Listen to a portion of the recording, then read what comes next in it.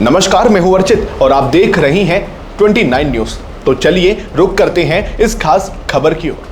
देश के बड़े और प्रतिष्ठित धार्मिक स्थलों के प्रबंधन और दान राशि को लेकर इस वक्त एक बेहद विचारणीय और गंभीर खबर सामने आ रही है। अयोध्या के भव्य राम मंदिर में हुए कथित चंदा चोरी यानी गबन का मामला अभी पूरी तरह शांत भी नहीं हुआ था कि अब उत्तराखंड के पवित्र बद्रीनाथ धाम में भी वित्तीय अनियमितता का एक बड़ा विवाद सामने आ गया।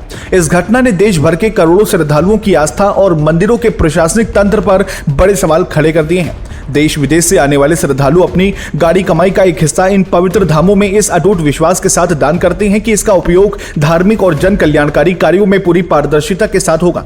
लेकिन जब इसी दान राशि में हेरफेर और लापरवाही की खबरें सामने आती हैं तो ये सीधे लोगों के भरोसे पर गहरी चोट है। बद्रीनाथ धाम में शिकायतें गंभीर होने के बाद उत्तराखंड सरकार ने तुरंत एक्शन लेते हुए एक उच्च स्तरीय जांच समिति का गठन किया है और मंदिर समिति के अध्यक्ष कार्यकाल में तैनात निजी सहायक को सस्पेंड कर उनके खिलाफ एफआईआर भी दर्ज कराई है।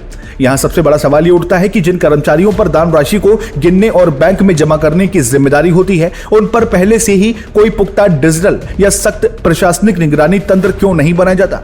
चाहे अयोध्या हो या बद्रीनाथ, कर्मचारियों की नियुक्तियों में पूरी पारदर्शिता न बरतना और कड़े नियमों का अभाव ही इस तरह की वित्तीय अनियमितताओं का मुख्य कारण बनता जा रहा है।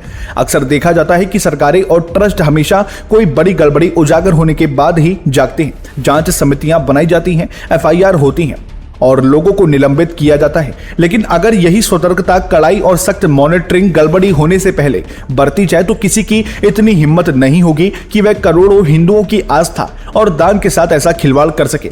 अब सबसे बड़ी चुनौती इन बड़े पवित्र धामों की प्रबंधन व्यवस्था पर आम जनता के डगमगाते विश्वास को फिर से बहाल करने की है। फिलहाल देश और दुनिया की तमाम बड़ी विश्लेषणात्मक खबरों के लिए बने रहिए हमारे साथ।